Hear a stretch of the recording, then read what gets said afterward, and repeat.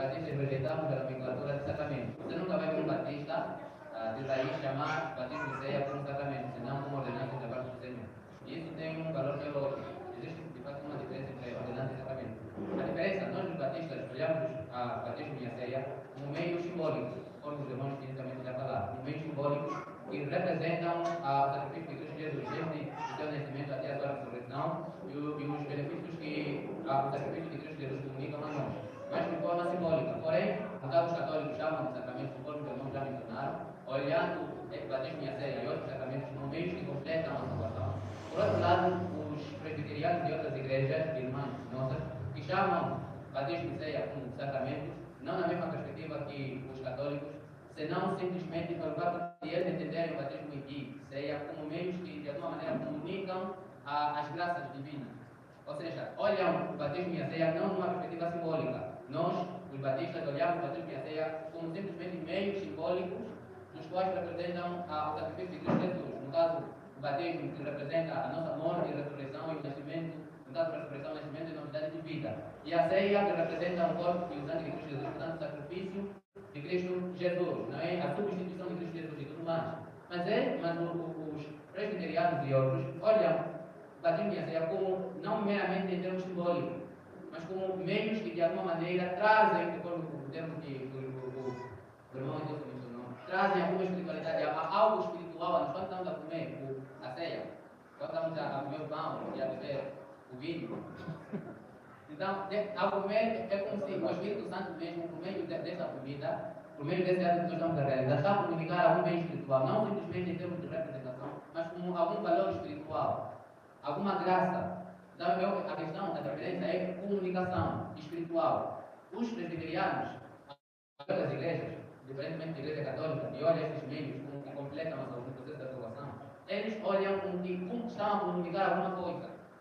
Nós rejeitamos a ideia de comunicação. As batismo e a ceia são simplesmente elementos normais. Não comunicam espiritualmente quando alguém come alguma coisa, mas se não representam. Só que é um debate um pouco, né? Isso que eu estava falando já. A nossa visão batista veio, em parte, não dizer muito, por exemplo, com relação à ceia dos vinhos, né? Os ricos vinhos. Só que até o próprio ricos vinhos reconhece que a ceia não é um ato em si normal, por exemplo, né? Que ela de alguma forma é vestida de certa espiritualidade. Não é só simplesmente pegar aquela questão memorial que espiritualmente não acrescenta nada ao crente. Mas isso é um debate para mais logo. Sim, de fato o índio, no final da sua vida, ele redaria um pouco muitas posições dele. No caso da questão mesmo também da ceia, para de alguma maneira minimizar as diferenças que havia entre os reformadores. E ele caiu muito não na perspectiva de Lutero, senão na perspectiva de João Calvino. O Lutero, que entendia a ceia, no caso de forma específica, em termos de consubstanciação, em que o corpo de Cristo, o corpo e o sangue de Cristo estavam ou nu, ou sob, ou com o pão e o vinho. Então, de alguma maneira, no momento da ceia, o corpo de Cristo está literalmente no corpo, ou junto do pão, ou junto do pão, ou do vinho, ou no vinho, dentro do vinho e do pão, e assim sucessivamente. E João Calvino entendia de forma espiritual. Não que o corpo e o sangue de Cristo estivessem presentes fisicamente, senão espiritualmente. Nesse sentido, ao comermos, ao realizarmos a ceia, no caso, Cristo comunica o seu sacrifício na pessoa que está a comer algum bem espiritual. E nós batistas, conforme nós podemos tratar posteriormente na nossa profissão, nós rejeitamos a ideia de comunicação de algum bem espiritual. Claro, nós não banalizamos estes elementos, estas ordenanças da parte de Deus. Nós reconhecemos que de fato são mandamentos de Deus e por isso tem uma especialidade muito grande, tem uma significação muito grande. Não devemos de fato olhar como se fossem algo normais, práticas normais, ou simples rituais, mas senão ordenanças da parte do Senhor que refletem, simbolizam o sacrifício de Cristo Jesus, simbolizam a centralidade da fé cristã. É por isso que, entrando já na segunda questão, nós não olhamos a lavagem dos pés como ordenança da parte de Deus. No caso também os presbiterianos, entre outros, como sacramento. Pelo fato de a lavagem dos pés não tem essa totalidade de representação conforme o batismo e a ceia em relação ao sacrifício de Cristo Jesus, em relação à obra expiatória de Cristo Jesus. Nós, na lavagem dos pés, nós não questão da morte de Cristo Jesus, como nós vemos, por exemplo, no batismo ou na ceia.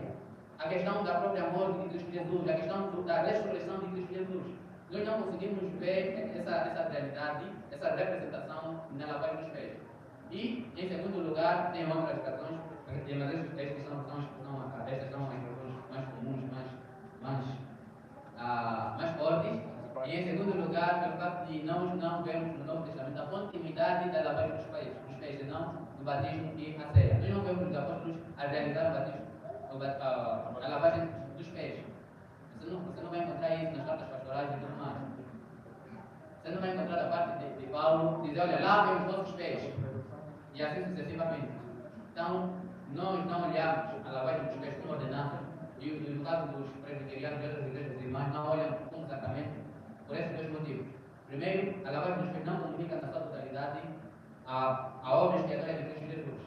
Pode comunicar, por exemplo, a irmandade e a comunhão e tudo mais. Mas a questão da centralidade da fé cristã não comunica. E, em segundo lugar, nós não vemos no Novo Testamento a continuidade desta prática. Amém? Irmã Marta? Qual é a base que estes homens, não sei se Luís,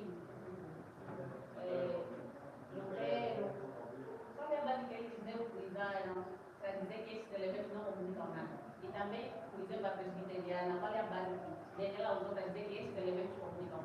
Pode dizer que tanto comunicam, não, agora, e todos são protestantes, não são os evangélicos.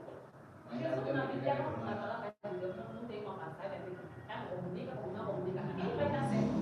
Portanto, nós, nos textos que nos apresentam sobre essas questões, no caso específico da ceia, nós temos, por exemplo, o maior problema quando na passagem que Cristo vai dizer, este é meu corpo e este é meu sangue, e isto é meu sangue, né? Então, este é o maior problema. Por exemplo, Martinho Lutero, diante dessa passagem que Cristo diz, este é meu corpo, ele entende que o pão mesmo é literalmente este é meu corpo. Cristo está a dizer que este é meu corpo, e quando no final, quem somos nós para dizer que Cristo não está a dizer que este é meu corpo? Se Cristo está a dizer que este é meu corpo, então este é mesmo o corpo de Cristo Jesus. E, portanto, o corpo de Cristo Jesus, no momento da ceia, quando estamos a realizar, está presente, porque Cristo disse, este é meu corpo.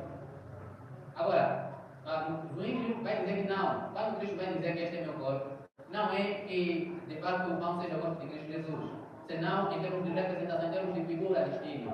Assim como Cristo disse, que eu sou a porta, eu sou a videira verdadeira e o meu pai é o lavrador. Não quer dizer que Cristo é porta, não quer dizer que Cristo é videira. Ou quando a Bíblia vai dizer que Cristo é a rocha principal, não quer dizer que Cristo é uma pedra, literalmente. Mas senão em termos de representação. No caso, a interpretação diz o ímpio. E entendeu na passagem em que Cristo vai dizer este é meu corpo e isto é meu sangue, como simbólico, como figuras de estilo. E não literalmente conforme Martinho Lutero entendeu. E João Calvino entra no meio. Ele diz, também não é necessariamente, não é literalmente que o corpo, o pão e o vinho sejam o corpo de Cristo. E também não podemos dizer simplesmente que são representações. O João Calvino utiliza o termo espiritual. Ou seja, Cristo, ao dizer que este é meu corpo e isto é meu sangue, é de forma espiritual.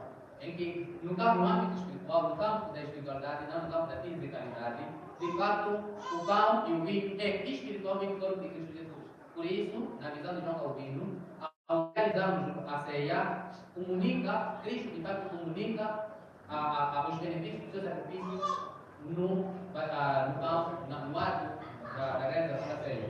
Nós, os batistas, em comunhão com o ímpio, apesar de ser no princípio, apesar de que no fim ele acaba abandonando um pouco, ou minimizando um pouco essa ideia inicial, nós, em comunhão com o ímpio, entendemos que quando Cristo vai dizer este é meu corpo e isto é meu sangue, é na perspectiva simbólica. Cristo não estava a dizer literalmente ou espiritualmente, mas simplesmente Cristo estava a dizer que isto representam aquilo que eu estarei realizando. Isto, o pão, no caso, representa o meu corpo, que será partido, não é que o pão seja literalmente o corpo ou espiritualmente o meu corpo, mas senão representa aquilo que vai acontecer com o meu corpo. E o vinho representa o meu sangue que será derramado por vós. Então o problema consiste nas palavras de Jesus Cristo. Quando Cristo vai dizer, este é meu corpo e ao referido ao pão, e isto é meu sangue, se referir ao vinho. Deu para ajudar? É errado alguém santificar este ato. É errado Alguém santificar esse ato? Santificar o Por exemplo, o ato da ceia. Eu compreendo que Cristo, quando estava a dizer, este é meu corpo, esta é a nação diferente entre vós, ele estava falando de uma forma simbólica, pelo ato que ele ia fazer na cruz. Então, no momento da ceia, quando nós estamos a repetir constantemente, principalmente nós ceamos, esta atividade da ceia, é errado alguém achar ou utilizar como santo o momento da ceia. Santificar a ceia.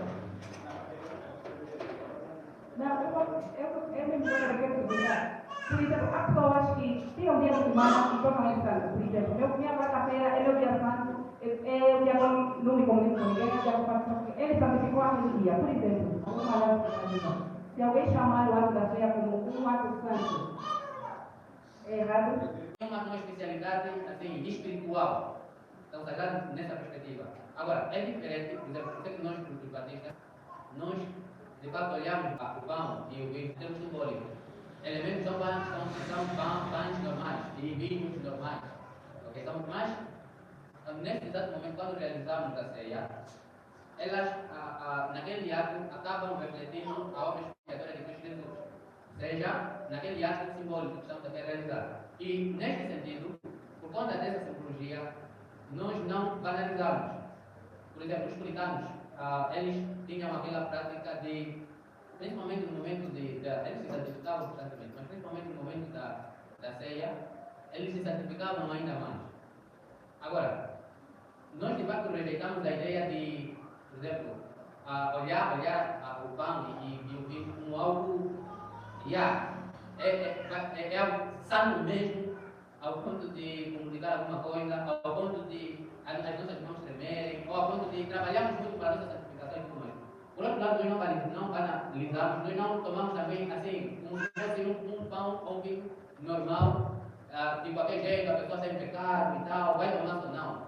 Tanto é que nós, à luz daquilo que Paulo vai dizer, aconselhamos a não se tomar indignamente. Por conta disso, nós temos aqueles que estão em pecado que devem se rever. Então, tem esse aspecto. Por outro lado, também nós saímos dos termos de muitos evangélicos, e pior ainda nos termos dos católicos, que olham esses elementos como corpo de Jesus Cristo. Portanto, cada migalha não pode cair, é tão santo, é tão sagrado, e tudo mais. Ou como muitos evangélicos, nesse momento, eu vou me tornar santo. Eu vou tomar, minha fé vai aumentar mais, nesse sentido espiritual. Ok.